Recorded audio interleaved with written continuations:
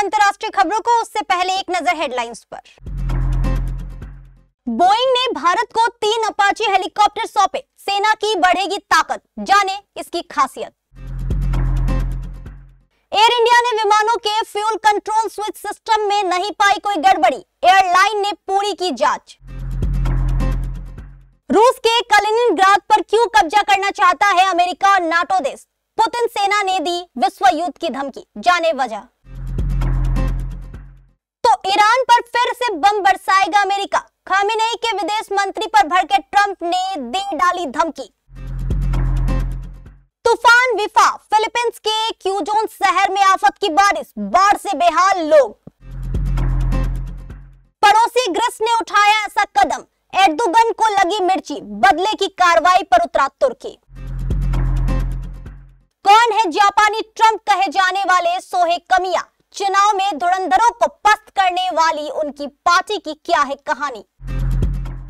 TV से शुरू किया करियर, एक्टिंग में दिखाया दम, सैयारा में छाए 26 साल के आलम खान।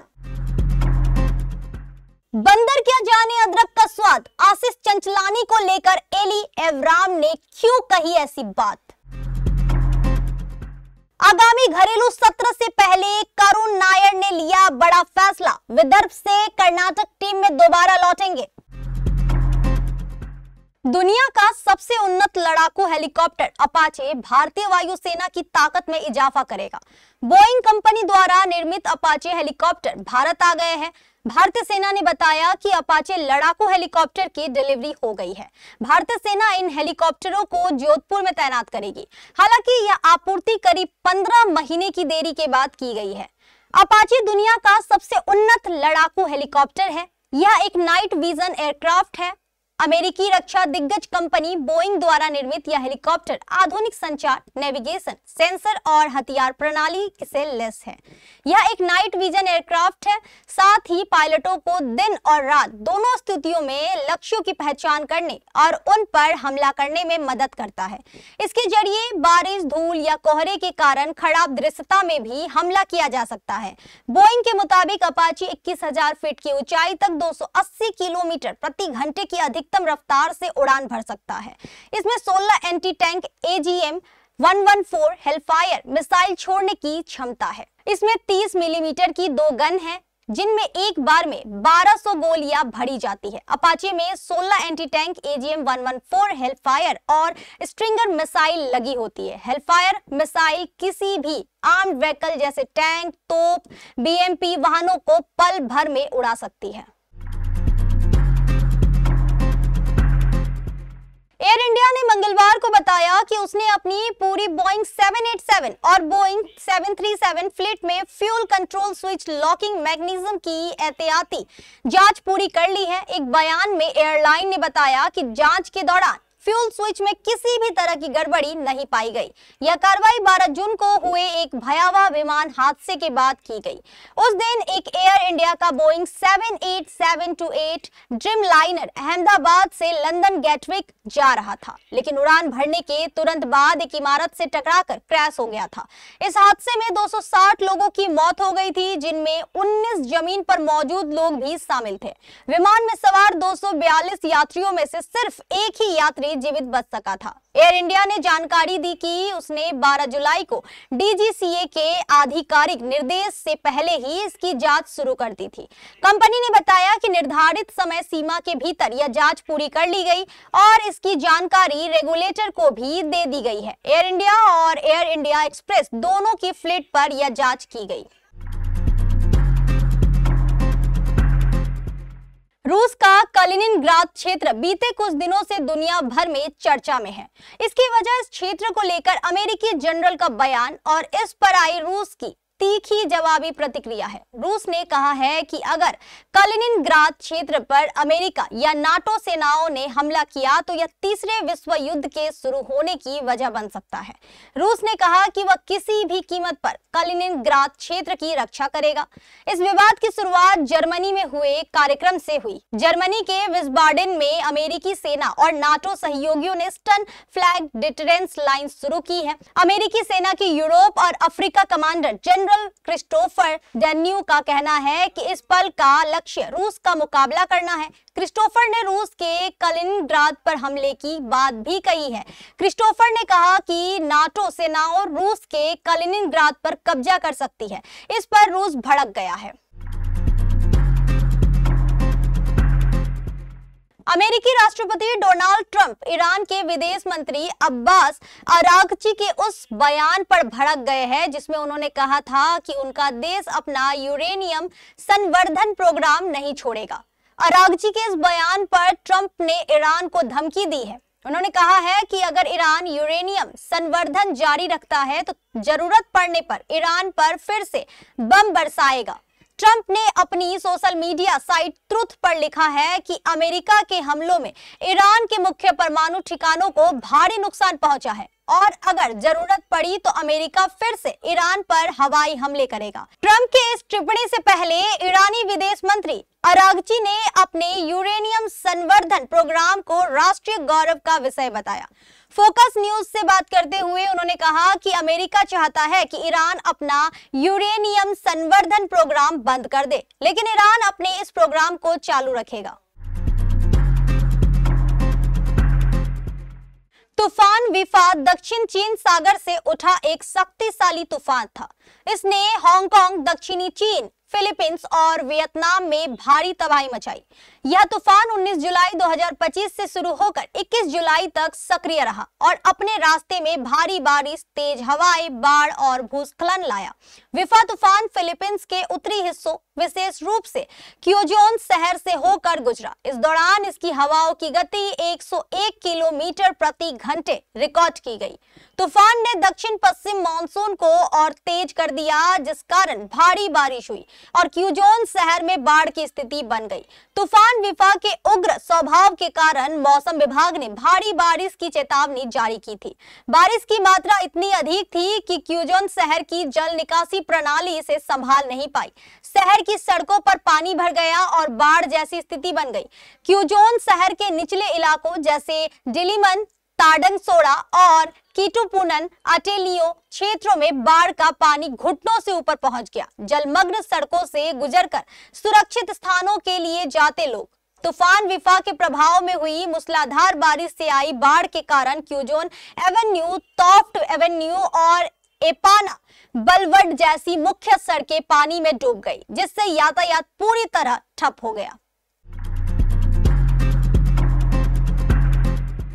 तुर्की के पड़ोसी देश ग्रीस से उसके संबंध हमेशा से तनावपूर्ण रहे हैं और अब ग्रीस एक ऐसा काम करने जा रहा है जिससे संबंधों में और तनाव बढ़ सकता है। ग्रीक समुद्री जीवों की सुरक्षा की कोशिश में 2 नेशनल मरीन पार्क स्थापित करने जा रहा है। ये पार्क भूमध्य सागर में आयोनियन सागर और दक्षिणी साइक्लेड्स में स्थित होंगे, जो ग्रीस मेनलैंड के पश्चिम और पूर्व में स्थित एक द्वीप समूह है। एजियन सागर में एक समुद्री पार्क बनाने के ग्रीक सरकार के फैसले का पिछले साल तुर्की ने विरोध किया था। दोनों देशों के बीच ऐतिहासिक रूप से समुद्री सीमाओं और पूर्वी भूमध्य सागर के कुछ हिस्सों में आर्थिक अधिकारों को लेकर मतभेद रहे हैं।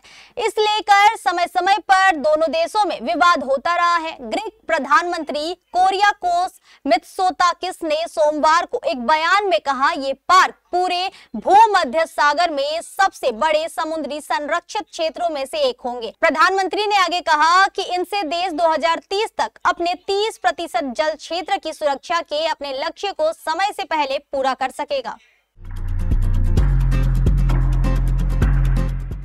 जापान में हाल ही में हुए ऊपरी सदन के चुनाव में दक्षिणपंथी पार्टी सेंसेटो की परफॉर्मेंस चौंकाने वाली रही है। इस चुनाव में सिर्फ 5 साल पुरानी सेंसेटो पार्टी ने 14 सीटें जीती है।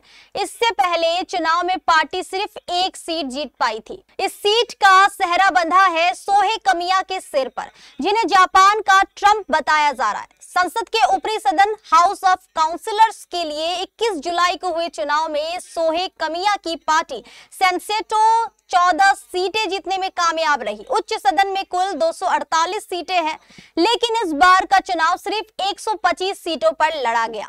सैनसेटो की जीत को चौंकाने वाला माना जा रहा है, क्योंकि यह एक नई और धूढ़ दक्षिणपंथी पार्टी है जिसमें कम से कम अप्रत्याशित रूप से लोकप्रियता हासिल की है। सोहे कमिया के नेतृत्व वाली सैनसेटो ने जीत हासिल की है। सोहे को जापान का ट्रंप बताया जा रहा है, क्योंकि उन्होंने डोनाल्ड ट्रंप के अमेरिका फर्स्ट की तर्ज पर जापान फर्स्ट का नारा दिया है। सोहे की नीतियां राष्ट्रीयता, इमिग्रेशन का विरोध और जापान की सांस्कृतिक पहचान को प्राथमिकता देने पर केंद्रित है, जो ट्रंप की नीतियों के समान है।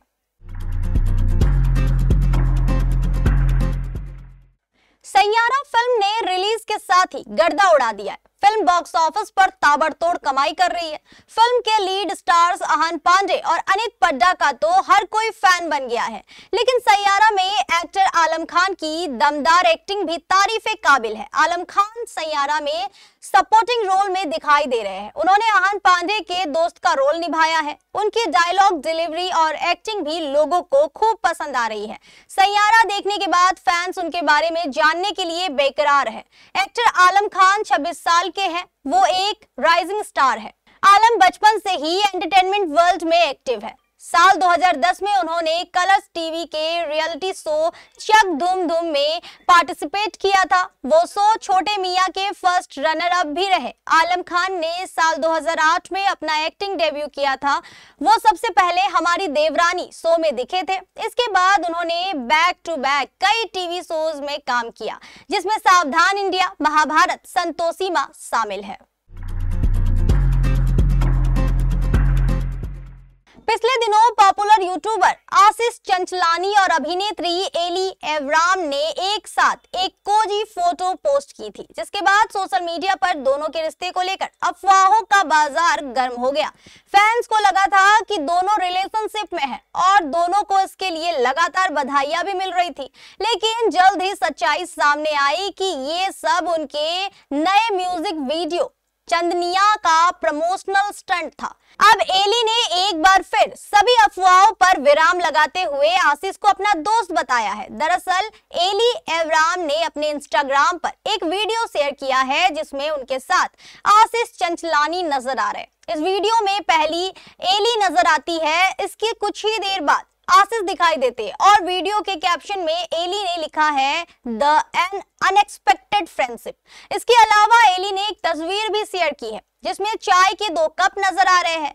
एक कप पर एली ने खुद का नाम लिखा है, तो दूसरे पर आशीष लिखा हुआ है। इस तस्वीर को शेयर करते हुए एली ने लिखा है बंदर क्या जाने अदरक का स्वाद। इस तस्वीर में साथ भी एली ये बताने की कोशिश कर रही है कि आशीष और वो आपस में बहुत अच्छे दोस्त हैं। दोनों के बीच दोस्ती का रिश्ता है। एली के इन पोस्ट से साफ है कि उनका कोजी तस्वीर शेयर करने का सिर्फ एक ही मकसद था, और वो था अपने गाने को प्रमोट करना। भारतीय टीम के अनुभवी बल्लेबाज करुण नायर ने आगामी घरेलू क्रिकेट सत्र से पहले बड़ा फैसला लिया है। करुण 3 साल बाद कर्नाटक टीम में वापस लौटेंगे। विदर्भ क्रिकेट संघ ने करुण को अनापत्ति प्रमाण पत्र दे दिया है, जिसके बाद करुण के लिए कर्नाटक टीम में लौटने का रास्ता साफ हो गया है। करुण फिलहाल 5 मैचों की टेस्ट सीरीज के लिए इंग्लैंड दौरे पर है। नायर ने 2024 से 25 सीजन में विदर्भ को खिताब जिताने में अहम भूमिका निभाई थी। उन्होंने 53 के औसत से 863 रन बनाए थे और केरल के खिलाफ फाइनल में शतक भी लगाया था। करुण घरेलू क्रिकेटर में दमदार प्रदर्शन की मदद से ही 8 साल बाद भारतीय टीम में जगह बनाने में सफल रहे थे। विदर्भ क्रिकेट संघ के एक अधिकारी ने न्यूज एजेंसी पीटीआई के हवाले से कहा, पिछले कुछ सीजन में वह हमारी टीम का अहम हिस्सा रहे। उनके जाने का दुख तो है ही, लेकिन यह उनका फैसला है और हम इसका सम्मान करते हैं। हमने उन्हें एनओसी दे दी है। उम्मीद है कि आने वाले सीजन में भी वह अच्छा प्रदर्शन करेंगे। करुण ने Vijay Hazare trophy one day tournament में शानदार प्रदर्शन किया था और लगातार 5 शतक लगाकर 789 रन बनाए थे। उन्होंने इसके साथ ही लिस्ट ए क्रिकेट में नया रिकॉर्ड बनाया था और बिना आउट हुए 542 रन बनाए थे। हालांकि घरेलू टूर्नामेंट में किए गए प्रदर्शन को वह इंग्लैंड दौरे पर बरकरार रखने में असफल रहे हैं और अब तक खेले 3 मैचों में उनके बल्ले से बड़ी पारी नहीं निकल सकी है।